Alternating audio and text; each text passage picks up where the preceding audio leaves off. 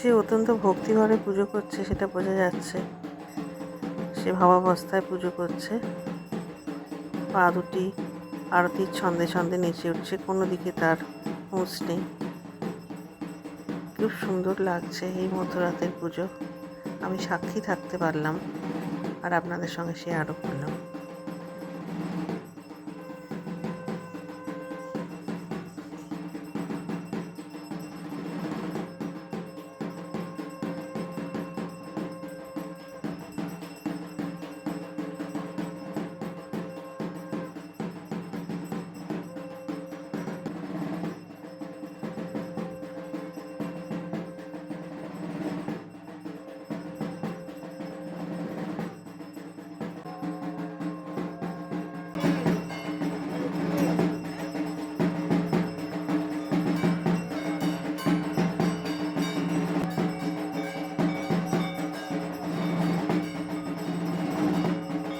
গভীর রাতের কালী পুজোর আনন্দ মুখে ব্যাখ্যা করা যায় না।